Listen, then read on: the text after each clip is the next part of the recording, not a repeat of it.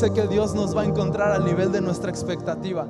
No se trata del que está compartiendo aquí enfrente, se trata del Rey de Reyes, Señor de Señores. Él es el que nos va a hablar el día de hoy. Así que elevemos nuestra fe y nuestra expectativa para escuchar lo que Dios nos quiere decir.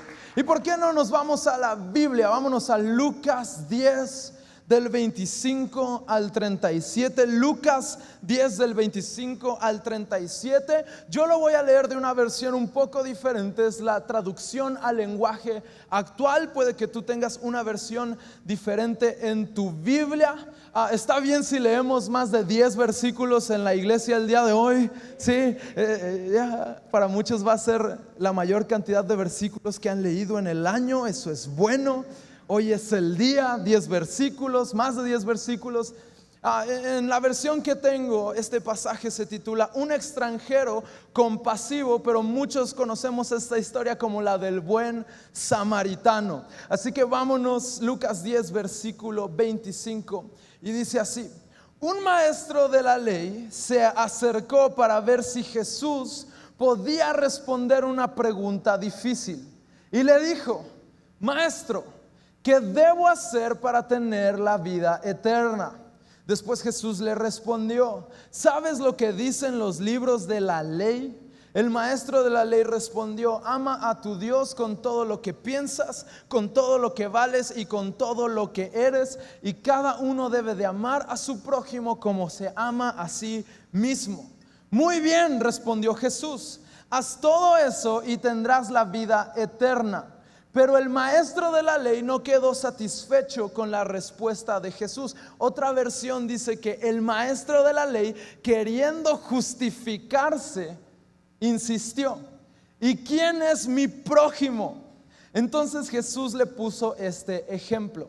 Un día un hombre iba de Jerusalén a Jericó. En el camino lo asaltaron unos ladrones y después de golpearlo le robaron todo lo que llevaba y lo dejaron medio muerto.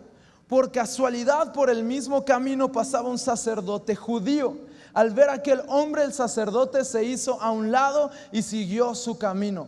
Luego pasó por ese lugar otro judío que ayudaba en el culto del templo. Cuando este otro vio al hombre, se hizo a un lado y también siguió su camino. Versículo 33.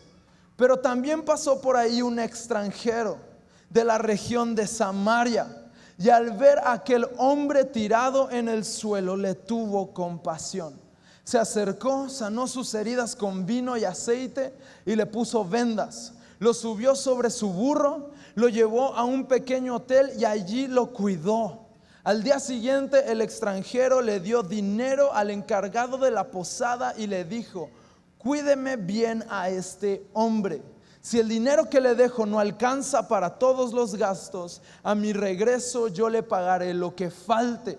Jesús terminó el relato y le dijo al maestro de la ley: a ver, dime, de los 3 hombres que pasaron por el camino, ¿cuál fue el prójimo del que fue maltratado por los ladrones? El que se preocupó por él y lo cuidó, contestó el maestro de la ley. Jesús entonces le dijo: anda y haz tú lo mismo. ¿Por qué no oramos? Señor, gracias porque tú estás entre nosotros el día de hoy. Dios, gracias porque a pesar de nuestros errores, a pesar de nuestras fallas, a pesar de nosotros mismos, tú eres compasivo y nos usas. Señor, gracias porque nos habilitas y nos permites ser parte de una iglesia como Comunidad Olivo. Señor, te suplico que nos ayudes a ser una iglesia que ama a los perdidos, una iglesia que ama a los menospreciados, que le tiene paciencia a los impertinentes. Dios, ayúdanos a ser personas que somos amigos de pecadores. Quita todo elitismo en el nombre de Cristo Jesús. Y todos dicen amén. Si estás contento esta mañana, ¿por qué no das un fuerte aplauso a Dios? Él es digno de nuestra alabanza. Uno de mis escritores favoritos, la verdad es que no leo mucho, pero lo poquito que leo se me queda grabado. Uno de mis escritores favoritos, C.S. Lewis, en una ocasión mencionó la siguiente frase: en un mundo lleno de miedo, Se tiene que levantar una iglesia sin miedo a nada. En un mundo lleno de miedo, en un mundo lleno de corrupción, en un mundo donde el gobierno es despiadado, en un mundo en el que hay tanta tentación y tantas adicciones, en un mundo donde todo parece que se está viniendo para abajo, la iglesia se tiene que ir para arriba. Y no solamente se tiene que ir para arriba, sino que se tiene que ir para arriba en valentía y en compasión. Mis hermanos, yo sueño con ver una iglesia que se apasiona por aquellos que están perdidos. Y la realidad es que la iglesia es la única institución que toma a aquellos que están enfermos del alma y les ofrece sanidad. La iglesia es la única institución que toma al pecador y la restaura. La iglesia es la única institución que toma a aquellos que el mundo rechazaba y descalificaba, los habilita y los equipa para ser la esperanza del mundo y cambiarlo para siempre. Me encanta lo que dice la palabra. Dice que el mismo poder fuerte y eficaz que levantó a Jesucristo de la tumba y lo elevó a la diestra del Padre es el poder que está sobre ti y sobre mí para edificar la iglesia de Jesucristo. Y ni las puertas del mismísimo infierno pueden prevalecer en contra de la iglesia de Jesucristo. ¿Cuántos de ustedes están alegres de pertenecer a una iglesia que no tiene miedo de nada? Que nada puede detener, que nada puede frenar. Y es por eso que el título de mi mensaje el día de hoy es una iglesia sin miedo a nada. ¿Por qué no voltea con su vecino y le dice una iglesia? Y volteas con la persona que acabas de ignorar y le dices sin miedo a nada. Me encanta porque siempre hay alguien que se queda ignorado en este proceso. Es como que y nadie está volteando con él. Una iglesia sin miedo a nada. Y creo que hay algo que todos tenemos en común. La mayoría, si no es que todos, yo creo que todos aquí portamos cicatrices. Todos nosotros en este lugar tenemos cicatrices. Y hay cicatrices que nos llenan de orgullo porque cuentan una historia. Hay cicatrices que hombres le presumen a sus amigos porque cuentan la historia de aquella vez que salvaron a su novia de un perro que la quería morder, y ellos se interpusieron entre el perro y su novia y los mordió, y portan su cicatriz con orgullo. Hay otras cicatrices que cuentan historias de tu niñez, ¿a poco no? De aquella vez que te caíste en la bicicleta y te raspaste las rodillas, o de cuando no hiciste caso y a pesar de las recomendaciones de tu madre estuviste corriendo en la sala, te tropezaste y te golpeaste en la esquina de la mesa. Ya había algunos padres volteando con sus hijos y haciéndole así. A todos aquí portamos cicatrices, y mientras hay algunas que son chistosas y algunas que portamos con orgullo, muchos de nosotros tenemos cicatrices que preferimos ocultar. Muchos de nosotros tenemos cicatrices no necesariamente que nos traen buenos recuerdos, sino que nos recuerdan historias de abuso, de golpes, de maltrato, y las portamos con vergüenza y las queremos esconder. Y no todos tenemos cicatrices físicas. Sabemos muchos que tenemos cicatrices emocionales, de desolación y depresión. Tal vez fuiste parte de un divorcio o de un abuso y tienes el corazón roto y cicatrizado. Muchos otros tenemos cicatrices espirituales. Fuimos corridos de alguna iglesia, un pastor abusó de nuestra confianza y ahora tenemos rencor en contra del liderazgo y cargamos con estas cicatrices. Hay unos cuantos también que cargan con cicatrices de pecado y no has podido liberarte de esta etiqueta que la sociedad te ha puesto a causa de tu pecado, y no has podido dejar atrás las consecuencias de aquellos errores que has cometido en el pasado y sigues batallando con tus cicatrices. Algo que nos une como seres humanos, sin importar lo que hayamos estudiado, nuestro trasfondo o nuestro estatus socioeconómico, es que absolutamente todos aquí hemos pasado por algo que nos ocasionó cicatrices. Y yo aún recuerdo una de las situaciones e historias que causaron en mí una gran cicatriz. ¿Está bien si me pongo vulnerable con ustedes el día de hoy? ¿Sí? ¿Está bien si nos ponemos personales y les cuento una historia personal? ¿Está bien? ¿Sí?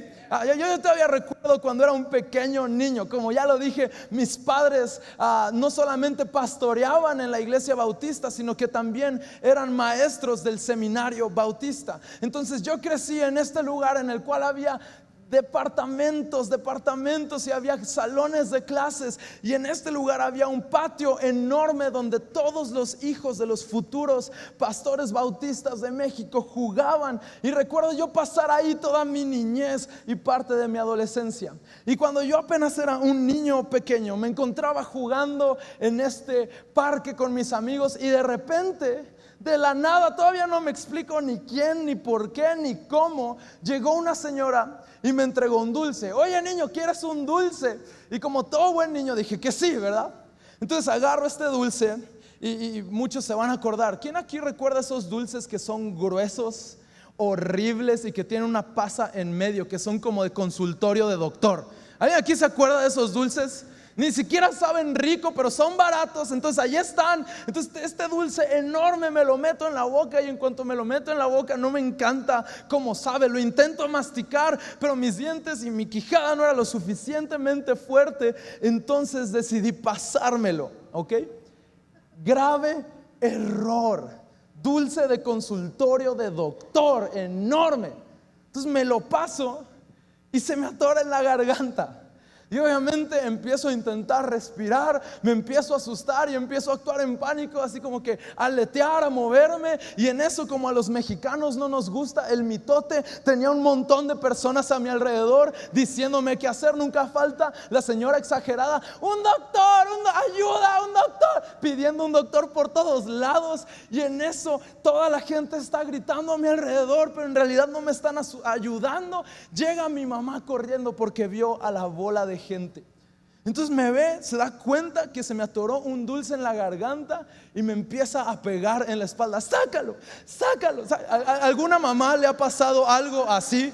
¿Alguna mamá está siendo ministrada en este momento? Sí, sácalo, sácalo, por favor. Y me empieza a golpear, pero nada más me está lastimando más. Nada más me está sacando el poco aire que queda en mis pulmones. Me está rompiendo las vértebras. Estoy sufriendo en ese momento. Al ver que los golpes no servían de absolutamente nada, mi mamá agarra y mete su dedo en mi garganta. Ahora, mi mamá tenía las uñas largas, entonces me cortó por dentro la garganta, y en lugar de sacar el dulce, adivinen qué, lo enterró más.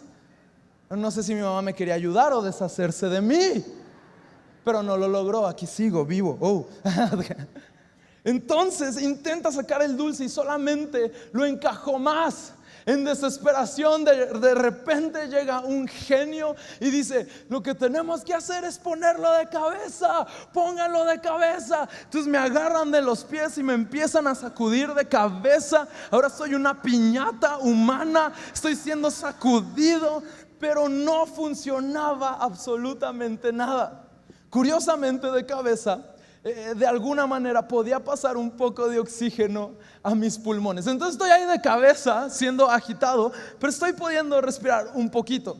Ahora, la señora que se había pasado gritando: hay un doctor, al fin tuvo éxito. Entonces llegó un doctor, porque siempre hay un doctor que va pasando por todos lados, ¿verdad?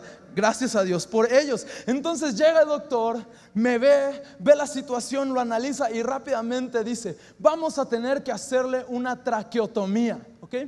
Si tú no sabes qué es una traqueotomía, te lo voy a explicar de una manera súper delicada. Una traqueotomía es donde agarran un cuchillo, te lo encajan en la garganta y lo abren, te ponen un popote y hacen que puedas respirar de manera artificial. Esa es una traqueotomía. Entonces estamos en esta situación. Una persona ya salió corriendo por un cuchillo, y en medio de la iglesia bautista, en medio de los cientos de estudiantes que van a ser pastores en un futuro, se encontraba un solo cristiano, uno con fe.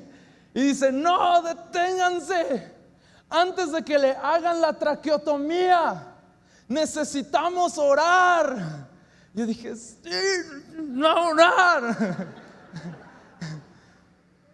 gracias a Dios por ese cristiano. Entonces necesitamos orar. Entonces me recuerdo a mi papá hacer la oración menos elegante, menos elocuente, nada de Señor que tu río. No, en ese momento fue un desesperado: Dios, haz algo, ayuda a mi hijo en el nombre de Cristo Jesús, amén. Rápidamente me ponen de pie, empiezo a toser y termino escupiendo el dulce. Fue una, gloria a Dios por eso. Fue una situación traumática, fue una situación que me dejó marcado de por vida. Pero hay algo que yo aprendí en ese día. ¿No te ha pasado que en los momentos más complicados de tu vida todo el mundo tiene una opinión? En los momentos en los cuales estás ahogado en problemas, todo el mundo tiene una opinión de lo que debes de hacer. Déjalo, comadre. Todos los hombres son iguales. Ya no diezmes, ya están construyendo una iglesiota. En los momentos más complicados de nuestra vida, todo el mundo tiene una opinión. Pero en un mundo lleno de opiniones, Dios siempre tiene la última palabra. Su palabra es la que dictamina el futuro de las personas. Pero ¿sabes qué? Hay muchas situaciones y hay muchas historias que si nos pusiéramos a contar nunca terminaríamos. Pero todos aquí venimos cargando una historia que nos dejó cicatrizado. Todos aquí venimos cargando una historia que nos dejó traumados, y muchas veces venimos a este lugar con nuestra máscara de cristianos y empezamos a decir: es que nadie me entiende, y empezamos a decir: es que nadie entiende lo que yo he pasado, y si el pastor supiera por donde yo he estado no me aceptaría, y empezamos a creer que somos los únicos de nuestra condición. Yo creo que ese es el problema más recurrente en la iglesia, que personas creen que son los únicos que están batallando con este pecado y se sienten ignorados y se sienten menospreciados y se sienten rechazados. Pero yo creo en un Dios que escoge ver lo que otros prefieren ignorar. Yo creo en un Dios que no se apantalla ni se escandaliza por mi pecado ni por mi situación. La realidad es que no nos interesa mucho las condiciones por las cuales cruzaste esas puertas. Lo que nos interesa es que estás aquí sentado, y si ya estás aquí sentado es porque Dios no ha terminado contigo. Tu historia no se acaba hasta que se acaba. Nuestro futuro es Jesucristo y nuestro hogar tiene que ser su presencia. No hay pecado que asuste a Dios. No hay situación que la cruz no cubra. Tenemos que llegar a la conclusión de que hay más amor en Dios que pecado en el mundo. Hay más sanidad en la cruz de Jesucristo que gente herida en el mundo. Dios no ignora tu proceso, Dios no ignora tu dolor. Por eso entregó a Cristo Jesús. ¿Cuántos están agradecidos de que tenemos un Dios relacional que se entrega por completo por su creación? No se entregó a medias, no se entregó con condiciones. Si Jesucristo, si Dios mismo estuvo dispuesto a entregarse por completo por nosotros, ¿por qué nosotros le ponemos condiciones al perdido para que entre por esas puertas? ¿Por qué nosotros le ponemos condiciones a Dios para servirle? El contexto de este pasaje es el siguiente. A Jesús se encontraba en Jerusalén y Jesús estaba en Jerusalén para una fiesta. Sí, a Jesús le gustan las fiestas. ¿Cuántos dicen amén por eso? A mí me gustan las fiestas. Yo soy mexicano, me encanta el guacamole, ¿ok? Me gustan las fiestas, los tacos, todo eso. Entonces, Jesús se encontraba en Jerusalén para una fiesta. Algunos historiadores y teólogos mencionan que probablemente se encontraba en la casa de su amigo Lázaro. Y inmediatamente en cuanto Jesús llega al pueblo y llega a la casa de Lázaro, dice la Biblia que se hizo una multitud. Porque donde está Jesús siempre va a haber una multitud. Si somos cristianos y tenemos a Jesús, somos atractivos. Jesucristo era atractivo. Entonces se hizo la multitud, y ahora la multitud no solamente estaba compuesta por personas con fe y expectativa. La multitud no era enteramente llena de cristianos y gente que tenía fe en Jesucristo. Entre esta multitud había personas esperando la oportunidad perfecta para desacreditar y descalificar a Jesucristo. Entonces, en medio de su enseñanza, se levanta un estudioso de la ley y lo interrumpe gritando: ¿qué es lo que tengo que hacer para tener vida eterna? Es como si ahorita en medio de mi prédica alguien de allá se parara y me dijera: tú no sabes nada. ¿Te imaginas lo incómodo de ese momento? Jesucristo mismo enseñando la palabra es interrumpido por un estudioso de la ley. Pero me encanta que Jesucristo no se escandalizó. Jesucristo no se asustó, Jesucristo no se desesperanzó, sino que tomó la situación con astucia. Jesucristo es el ejemplo perfecto de mansedumbre y astucia. Como cristianos no solamente tenemos que actuar mansamente, ahora dije mansamente, no mensamente, hay muchos que actúan mensamente, no mansamente, pero como cristianos tenemos que actuar con mansedumbre, pero también con astucia. No tenemos por qué escandalizarnos o intimidarnos por las situaciones y las preguntas que se nos lanzan. Al contrario, tenemos la autoridad de la palabra. No necesitas ser pastor para hablar vida. No necesitas ir a un seminario para entender la autoridad que la palabra te da. Si te entregaste por completo a Jesucristo, tienes autoridad para caminar por fe. Entonces tenemos esta situación y Jesucristo con mucha astucia le responde su pregunta con otra pregunta. Me encanta, le dice: ¿qué dice la ley? Entendió la intención con la que este estudioso le estaba haciendo la pregunta. Era con intención de desacreditarlo. Así que le dijo: ¿qué dice la ley? ¿Qué dice esa ley que tanto estudias? ¿Qué dice la ley que te sabes al derecho y al revés? Y dice: ama a Dios con todo lo que eres y ama a tu prójimo como a ti mismo. Jesucristo le responde: haz eso y vivirás. Me encanta lo que dice una versión. Y este estudioso, queriendo justificarse, al escuchar la respuesta de Jesús, el estudioso fue confrontado con la realidad de su pecado. El estudioso se dio cuenta que aunque se sabía la ley al derecho y al revés, no la estaba aplicando al 100%. Entonces necesitaba salvación. Entonces, al ser confrontado, intenta justificarse. Sabemos muchos de nosotros que oramos a la defensiva. Habemos muchos de nosotros que leemos la Biblia a la defensiva. Y aplicamos lo que nos gusta porque suena bonito, salmos y proverbios. Y ay, sí, que mis enemigos se mueran, sí. Pero a la hora de aplicar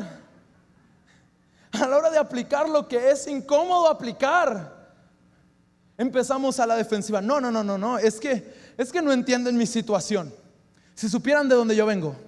No, es que eso no aplica para mí. Y leemos y oramos a la defensiva.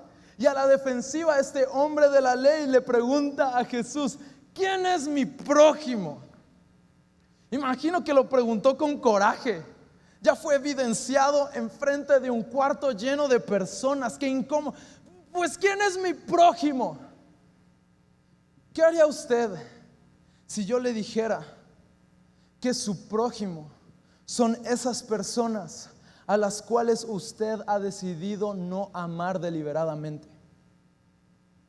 ¿Qué haría usted si yo ahorita le dijera, y se lo estoy diciendo, no es hipotético, que si su prójimo es aquellas personas a las cuales usted ha decidido no amar? Y mira, yo soy el primero que es culpable de esto. Yo que crecí en la iglesia, yo que soy hijo de pastores, yo que he estado aquí toda mi vida, soy el primero que en ocasiones decido no amar. Yo soy el primero que en ocasiones escojo el chisme en lugar de la afirmación. Soy el primero que escojo la negatividad antes de hablar vida sobre las personas. Yo soy el primero que comete la falla de no amar. Pero muchas veces tendemos a sobre espiritualizar las cosas. Y le pedimos a Dios: ayúdame a perdonar. Es que yo no puedo y no puedo perdonar. Quiero perdonar, Dios. Y ves a alguien en el pasillo y les volteas la cara y te vas. Tenemos que empezar a ser cristianos responsables. El perdonar es una decisión, no un sentimiento. El no tener rencor es una decisión, no un sentimiento. El vivir en libertad en muchas ocasiones va a tener que ser por decisión, porque cuando tú decidas caminar con Jesucristo, el diablo ya no te puede robar tu salvación, pero ¿sabes qué va a hacer? Te va a querer quitar el gozo de tu salvación, y en esos momentos tú te vas a tener que levantar en fe y decir: no, yo decido no caer en las garras de mi pasado, mi futuro es brillante, está en Jesucristo. Pero tenemos que empezar a actuar con responsabilidad. Amo que Jesús le contesta la pregunta a este hombre, diciéndole un caso relevante a la actualidad. Probablemente era un caso que estuvo en todos los periódicos ese día. El tramo de Jerusalén a Jericó era un trayecto muy recorrido. En contexto tal vez de nosotros podríamos relacionarlo con el transcurso que muchas personas hacen de Ciudad Juárez al Paso, Texas. Era un tramo súper recorrido, había comerciantes, había sacerdotes, había un transcurso de personas. Dicen los que saben que Jerusalén y Jericó estaban a 25 kilómetros de distancia y era de bajada, era un tramo peligroso. Y entonces Jesucristo, entendiendo la cultura de ese tiempo, entendiendo lo que sucedía en ese tiempo, explica la situación. Nosotros tenemos que empezar a no cegarnos a la cultura actual. Hay problemas tan reales que la iglesia escoge ignorar. Es momento de que nos levantemos con astucia y con autoridad y empecemos a hablar de los problemas actuales. La situación no va a cambiar si seguimos encerrados en la burbuja que nos ponemos nosotros mismos. Necesitamos entender la cultura que vivimos. Necesitamos entender el dolor de las personas que nos rodean. Entonces Jesucristo empieza a explicar esto y dice: pasó un sacerdote. Tal vez en nuestro contexto podríamos decir: pasó un líder de grupo Conexión. Y dice que al ver este sacerdote, al judío ahí tirado y ensangrentado, dijo: no, tengo otras prioridades, tengo que llegar a la iglesia, tengo que preparar mi mensaje. Ignoró la necesidad del hombre y se fue a cumplir con sus tareas aparentemente correctas. Después de eso dice la palabra que pasó un levita, y no sé si me puede ayudar el chico del teclado. Pasó un levita. El levita era como el asistente del sacerdote, y pasa este levita, y de una manera no muy diferente a la del sacerdote, dice que se acercó por curiosidad y vio al hombre tirado, ensangrentado y desnudo, y solamente opinó: si lo dejaron bien mal, y siguió avanzando. Y de repente dice: pero un samaritano. Amo ese pero un. ¿Cuántos de ustedes están aquí producto de pero un? ¿Cuántos aquí son productos de alguien que no se dio por vencido? ¿Cuántos aquí son producto de alguien que no tuvo miedo de ensuciarse las manos y en nuestro peor momento nos extendió una mano de ayuda? Pero un samaritano. Tú tienes que entender el contexto entre los judíos y los samaritanos. Los judíos y los samaritanos se odiaban. Los samaritanos eran aborrecidos por los judíos, eran considerados menos, los despreciaban. Y los samaritanos tenían un dolor y resentimiento y rencor en contra de los judíos a causa de ese desprecio. Y yo amo que este samaritano dejó toda tensión racial a un lado. Este samaritano dejó todo prejuicio, todo rencor, todo dolor a un lado. Se agachó y, ensuciando sus manos de sangre, limpió las heridas de su hermano. Y no solamente eso, lo subió a su propio vehículo, lo llevó a un hotel, pagó para que sirvieran los cuidados. Yo creo que tiene que llegar el momento en el que como iglesia dejamos nuestros prejuicios y preferencias a un lado y nos agachamos en misericordia y ensuciamos nuestras manos, nuestra ropa, con el afán de ayudar a aquel que más lo necesita, como iglesia fuimos llamados a auxiliar a aquellos que son culpables de su propia desdicha, no aquellos que nos es fácil amar. Como iglesia somos la esperanza del mundo. Si tenemos la verdad, ¿por qué no la compartimos? Comunidad Olivo, se está construyendo este auditorio para 4,000 personas. No sé si lo has visto, es increíble. Pero estoy convencido de que el pastor no quiere construir una pecera de cristianos bien portados, que tienen su carro cristiano y escuchan Radio Manantial todos los días y Jesucristo vas. Hay suficiente espacio para cada perdido de esta ciudad en ese auditorio, y vamos a hacer las reuniones que tengamos que hacer. Nos vamos a ensuciar lo que nos tengamos que ensuciar, pero no vamos a ser víctimas en esta batalla. Vamos a caminar en autoridad y con la fe en Jesucristo y los ojos en la cruz. Vamos a ir y alcanzar a aquellos que más lo necesitan.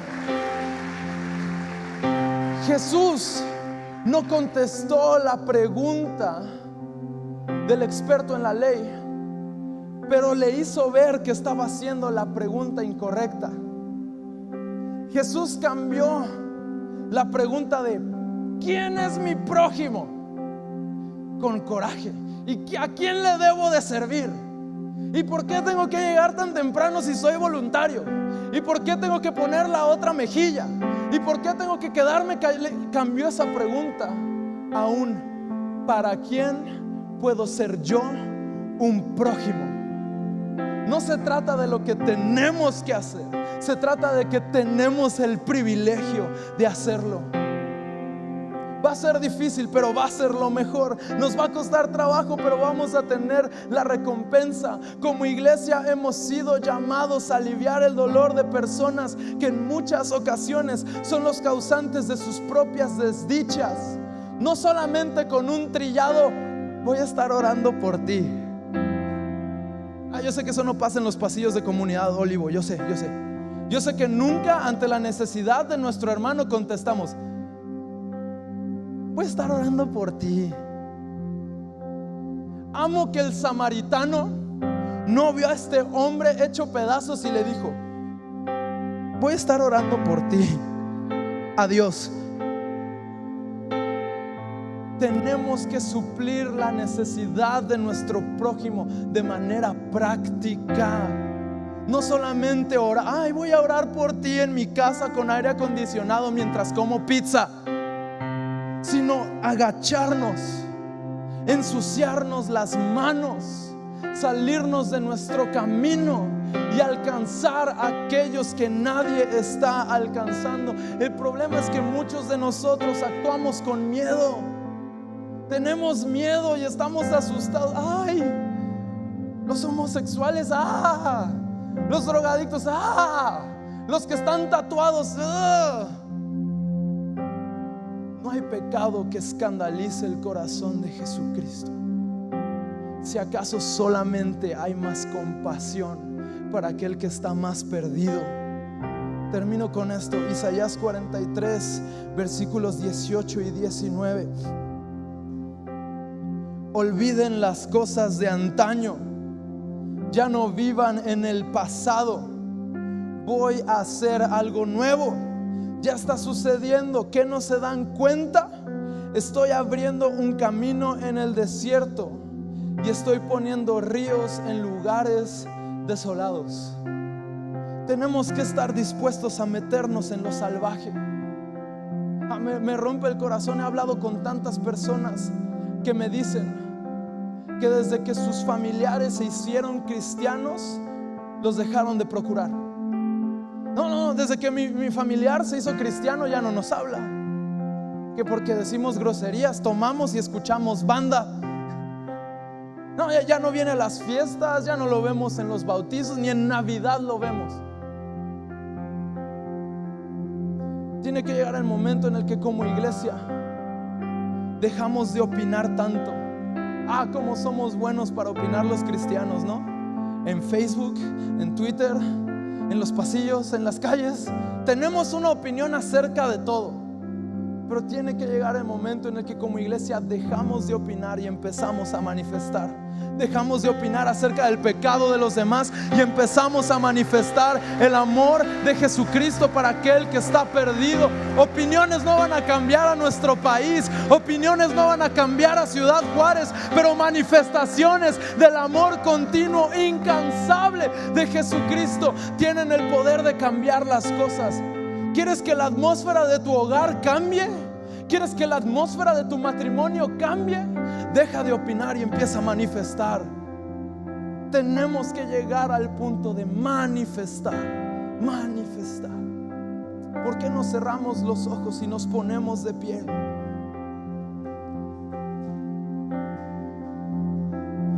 Señor, habilítanos para entrar a lo salvaje, sabiendo que no vamos solos, sino que tú ya fuiste primero. Señor, gracias porque tú te abriste camino en lo salvaje, venciste a la misma muerte y hoy podemos caminar enfocados. Señor, gracias porque tú tienes control de las familias quebrantadas. Señor, gracias porque tú tienes control de las escuelas, tú tienes control del gobierno, tú tienes control de la ciudad. Señor, ayúdanos a reconocer que somos más que un simple empleado, somos un representante del reino. Señor, declaramos que el lugar en el cual pisamos, lugar en el cual se establece tu presencia. Señor, ayúdanos a caminar con astucia y confianza, sabiendo que esta batalla no la peleamos nosotros, sino que tú ya la ganaste, en el nombre de Cristo Jesús. Y todos dicen amén. Porque damos un fuerte aplauso a Dios.